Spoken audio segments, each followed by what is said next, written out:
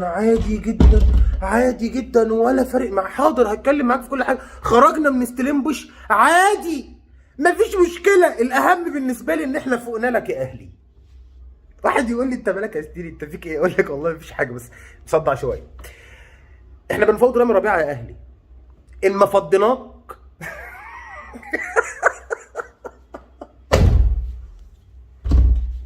ان ما فضيناك ما نبقاش احنا بنفوض رامي ربيعه. حلق على لعيبتك يا اهلي. ده اسمه ضحك ما بعد الصدمه. سيبك انت من اي حاجه، احنا دمنا خفيف قوي. اهم حاجه خفه الدم. ما الكوره زايله والبطولات زي خفه الدم هي اللي باقيه. احنا دمنا خفيف قوي يا جماعه. احنا بنفوض رامي ربيعه. احنا رايحين نفوض رامي ربيعه يا جماعه. ده الاهلي هيوصله لنا بعربيه لحد باب النادي وهيقول لنا خلوا العربيه، مش عايز يعني خدوا العربيه وخدوا رامي ربيعه. هو احنا بنعمل ايه؟ وكابتن حسين لبيب لسه قاعد ليه؟ كابتن حسين ويك اب، فوق، خد المجلس كله بلا استثناء وامشوا. كفايه، اقسم بالله العظيم كفايه. استلمبوش واستلمبشوا. استلمبوش. وبعدين كابتن هيثم فاروق بيتقال له هل لو زيزو لعب كان هيفرق في البتاع؟ فقام قايل طبعا قطعا طبعا قطعا. قال له طب ليه دور في الهزيمه؟ انا قال له قطعا قطعا اكيد. طب شايف ان قرار الزمالك بان هو يخرج زيزو من القايمه قطعا. انت كل حاجه قطعا، مفيش حاجه واحده رافضها او مش موافق عليها. انت موافق على كل حاجه يا كابتن هيثم، كل حاجه موافق عليها يا كابتن هيثم. طب انت رافض ايه؟ معترض على ايه؟ الوضع الحالي يعني لا ينبئ باي حاجه. خروج من الكونفدراليه اللي حتى كنا خدنا بطوله قاريه اهلي، هنلعب السوبر الافريقي وناخده منك اهلي ومش عارف ايه. لا، خسرنا قدام ستيلنبوش الجنوب افريقي. والله ما اعرف من ستيلنبوش ده، واول مره اسمع اسمه لما لعبنا مع الماتش الاولاني او لما القرعه اتعملت. والله ما كنت اعرف ان في فرقه في جنوب افريقيا اسمها ستيلنبوش. خرجونا النهارده وسط جماهيرنا اللي طبعا كانوا مسخرين الهتافات للشتيمه في زيزو. وزيزو انا قلت لك تاني وتالت ورابع ومليون، انا هتكلم على موضوع زيزو. وزيزو ليه فيديو مخصوص. بس اتقل بس كده، اتقل وتعالى نتكلم بهدوء. ماذا بعد كل اللي بيحصل ده؟ طب انا مستني تحسن في ايه؟ انا شايف بريق امل في ايه اصلا؟ يعني ايه عندي يوحي بان ممكن اي حاجه تديني شيء ايجابي؟ مفيش. احنا بنعاني. الزمالك بيعاني على جميع المستويات، على جميع الناس المسؤولين اللي ماسكين النادي جوه. لجنه التخطيط بقياده ميدو، والنبي يا ميدو الله يبارك لك. ميدو بيعمل لك ازاي؟ بيقول لك ميدو هو البرنس، هو اللي عرى زيزو. ازاي؟ عمل ايه؟ عشان بعد ما زيزو مضى قام قايل له يا تمضي دلوقتي يا تمشي؟ طب ما هو كان مضى اصلا. يعني كان مضى اصلا. في ايه الابداع اللي ميدو عمل؟ ايه الانجاز اللي ميدو عمله؟ ولا اي حاجه. بس احنا هنفضل زي ما احنا. بنيجي نطلع وسط الفشل حاجه كده نقول بس دي نقطه جميله. بقى يمد ايده جوه النادي ياخد اللي هو عايزه في اي وقت. لاعبتنا كلها بقت تتمنى تروح له. ومين مصطفى شلبي ده كمان؟ وبتعمل ايه يا اسوريو؟ وفتوح ايه اللي بيلعب وينج يمين؟ انتوا بتعملوا ايه يا جماعه؟ هو انتوا يا جماعه اتفقتوا على انك انتوا تجلطونا؟ يعني انتوا قعدتوا اتفقتوا كلكم مسؤولين، برئيس نادي، باعضاء مجلس اداره، بلجنه تخطيط، بلجنه كوره، بلعيبه، بمدرب، كلكم اتفقتوا على انك انتوا تجلطونا؟ ايه يا جماعه ده؟ ايه اللي بيحصل في النادي ده يا جماعه؟ لا حول ولا قوه الا بالله العلي العظيم. لا حول اهلي انا حذرتك وقلت لك حلق على رامي ربيعه. عشان رامي ربيعه احنا بنخلص فيه.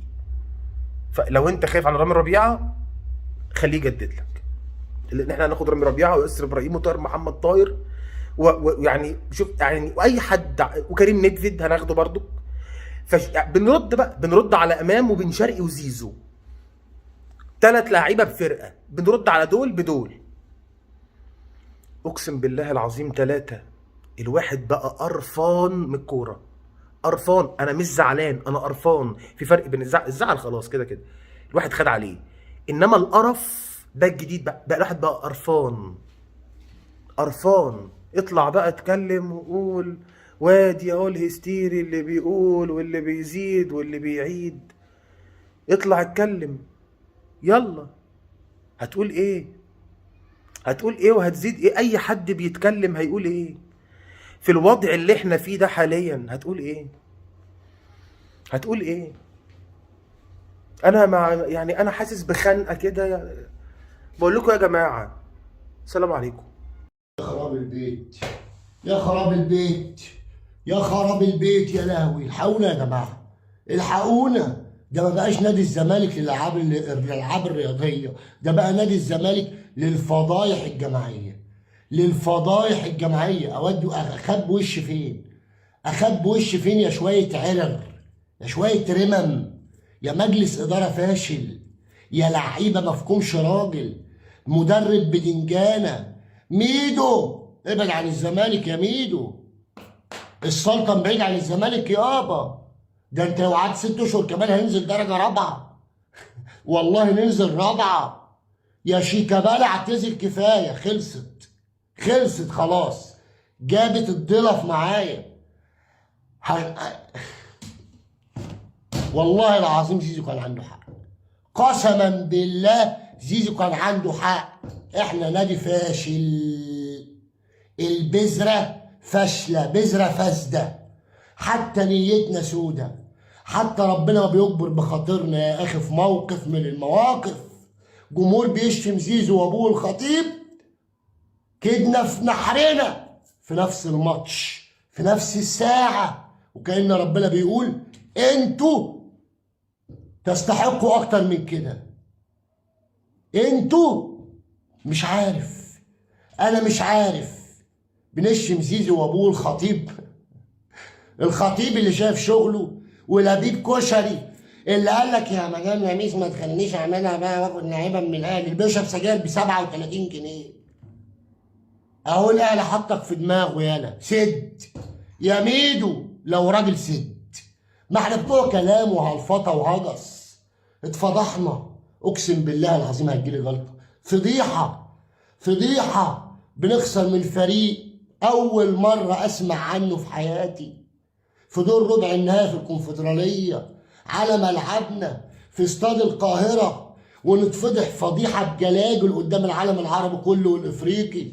لعيبه رمم، لعيبه عرر، ولا هجمه ولا جمله. المعلق بيشحت هجمه، الجمهور عمال يشجع، وراح شتم زيزو وابوه الخطيب. روحوا متنكدين. نستاهل، نستاهل، لان احنا فشل من ساسنا لراسنا. ولما قلت الاهلي حاجه واحنا حاجه، ولما قلت الزم حدودك وخليك انت التاني افريقيا ومصريا، وما تشعبطش في دين الاهلي، وما تقولش انا نادي القرن كل وخلقناكم فوق بعض طبقات. هو رقم واحد، مش بالعافيه، هيدوس عليك، هيفطسك، هينهيك من الحياه. بيراميدز هياخد مكانك، مفيش. شويه عيال هلافيت يقول لك احنا زملكاويه وانتم متزملكين. كلكم اقسم بالله فشله، فشله. اي جمهور بالعقليه دي، بميدو، باللبيب، بسليمان، بالاعلام، بمينا، بنيبه، بكل الشباب دول، الشله الفاشله دي، كلكم فشله، كلكم. انا اسف، فريمن، واللي عنده حاجه يعملها. انا طالع النهارده افشخ الكل.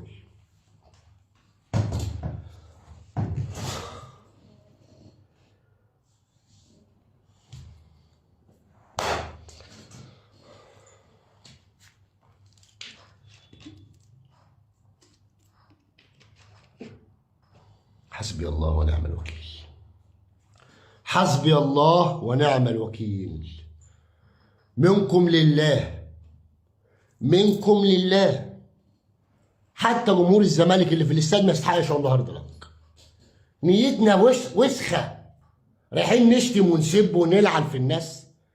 والله العظيم زيزو كان عنده حق، والله زيزو كان عنده حق. اللي خلانا عرفنا ان الونش مضى وبيلعب النهارده اساسي. حتى شخصيه ما عندنا، حتى كاريزما كرامه ما عندنا. مين اللي مسؤول عن النادي؟ مين اللي ماسك النادي؟ قولوا لي يا عم ميدو، جيت وجبت الخير معاك. الله يبارك لك، الله يبارك لك. لا حول ولا قوة إلا بالله. هارد لك يا زملكاوية. الزمالك يخسر من سبوت بوتوتش، والله ما عارف اقول اسمه. هو بيفكرني بالسماعه البلوتوث اللي بتلقط دي من الموبايل، نفس الاسم. فريق جنوب افريقي، اول مره اسمع عن اللي جابه في افريقيا. اول مره في حياتي اسمع عنه. يلبسنا خازوق طول كده، وخازوق طول حسام عبد المجيد اللي هنلبسه كمان شويه بعد الونش وزيزو. ها؟ نخسر على استاد القاهرة على ملعبنا من فريق كان خايف منك في ملعبه في جنوب افريقيا وبيدافع في اخر الدقايق عشان يضيع وقت. تيجي هنا شوية لعيبة نتي، والله العظيم ما هرحم. لعيبة مفهومش راجل واحد ربنا ما فيه. دونجا الهجاص، عمر الهراب، فاكرين عمر الهراب؟ تاني اهو، هرب تاني اهو، ابن النادي، كابتن الفرقه. وكابتن الفرقه التاني اللي بيصور بالموبايل من المدرجات، عشان ينزلها ستوري على الانستجرام بقى، وجمهورك هو اللي باقي، ويدعم الاسطوره السمراء. عضوها في ديلها، فوقوا يالا، فوق من الوهم يا ابني، يا ابني فوق من الوهم يا ابني. اللي جاي يسود على اللي خلفونا. قلت لكم ما تتحدوش الاهلي، قلت لكم يا لبيب ما تتحداش الخطيب، قلت لك يا سليمان ما تخبطش في الحلل، قلت يا ميدو بطل الشويتين دول، قلت جايبين مدرب بطيخه، قلت ده شكله هيئته كده مش متفوت بروجر بتاع اكل اخره. انما مدرب اقسم بالله وايمن عبد العزيز وعبد الواحد السيد كلهم في شقاره نايلون ويترموا في الترع في البلهارسيا، ما يستاهلوش غير كده. لعيبه حوالات بره وجوه، وفالحين نعمل ايه؟ جمهورك اللي باقي، ونشيل صورة زيزو من حلم زمورة، وبكره نشيل صورة الونش وحسام عبد المجيد نلغي الفول. جمهورك اللي باقي يا باشا زي ما احنا يا ابني يا ابني طب النادي بيضيع، يا ابني النادي معكوك عكه سودا، يا ابني النادي غرقان للخرف كراسيعه. الحقوه، انجدوه، ولا حد بيحس ولا حد بيشوف ولا حد بيشم ولا حتى عنده ريحه النخوه، لا في اداره ولا في ملعب ولا في جهاز فني ولا في مسؤولين ولا في اعلام ولا في بعض الجماهير للاسف. عقليه زريبه، كانك عايش في زريبه. هو ده بقى انا الزملكاوي البيور، الزملكاوي البيور، مش انت فستك، انت متزاملي. ليه؟ عشان بصحي ابوك، اقول لك ابوك وامك، اقول لك اصحوا النادي بيغرق، اصحوا الاهلي واخدنا في الزنقور وهيطفي النور. لا ازاي؟ تقول كده ازاي؟ لا ادعم الزمالك، ادعم الزمالك واتفرج على لعيبه ما يعرفوش ريحه الرجوله. الجمهور في الملعب يا راجل مال الملعب وبيشجع. لا ربنا كرمنا، لا ربنا كرمنا في نتيجه ولا في اداء ولا في حتى قدام الناس شكلك يبقى حلو. ربنا بيفضحك. عارف انت اللي ربنا بيفضحه ليه؟ لانه غلط مره واثنين وثلاثه واربعه وخمسه وسته وسبعه وعشره وعشرين، وعايش في دور الصح، وعايش في دور القوي وهو ميت، وعايش في دور الذكي وهو اغبى منه مفيش، عايش في دور الكرامه والكبرياء، وهو والله لا عنده دي ولا دي. ليه؟ عشان يضحك على الناس، عشان يضحك على الجمهور، عشان ياخد الجمهور ورا مصنع الكراسي، وكله بيعدي وكله بيفوت، ونمسك في نغمه الاهلي نادي الدوله، والدوله بتساعد الاهلي، والاهلي بيفوز بالحكام، والاهلي بيفضل الاسماعيلي. عشان طب هو هيفضيك انت يا روح امك؟ هيفضيك راجل ست، مش انت راجل ست. هو الاهلي عمل ايه غلط؟ ولا حاجه. اهم لعيب عندك في الفرقه، لعيب اهم لاعب، اهم عمود في الفرقه، لا عارف تجدد له ولا عرفت تبيعه. فرق منك امك في العيش ولا طارق، مع السلامه. الاهلي يسيبه؟ قال له تعالى جري، راح عمل التاشيره بتاعت امريكا في 24 ساعه عشان يروح كاس العالم للانديه، والونش كمان معاه. الونش مضى للنادي الاهلي. مسؤولين الزمالك عارفين ان الونش مضى للاهلي. ميدو ابو الرجوله عارف ان الونش مضى للاهلي. بيلعب اساس النهارده. ايه يا جماعه ده؟ ايه اللي بيحصل في نادي الزمالك ده؟ انا عايز افهم. الناس اللي ماسكه النادي دي بتاكل برسيم، بتاكلوا علف. هو انتوا عايشين ازاي؟ مستحملين نفسكم؟ الجمهور بيضحك على نفسه. انتوا جمهور الزمالك مقتنع ان ده تمام؟ مسؤولين ولاعيبه واداره ولا هتفضل تدعم انا خلاص سنظل اوفياء؟ غير الشعار، سنظل اغبياء. ده الشعار. سنظل اوفياء الغيه، حط سنظل اغبياء. اغبياء طبعا، والله طبعا. حاجه في قمه القرف، حاجه في قمه العبث، حاجه في قمه العفونه. ريحتنا طلعت، احنا ريحتنا طلعت. والله العظيم العالم العربي كله والافريقي كله بيضحك علينا، على منظرنا، على شكلنا، على تعامل اللعيبه معانا، على الاستراتيجيه اللي النادي ماشي بيها. وتتكلم يقول عليك متزمت، يقول عليك بتطبل للاهلي.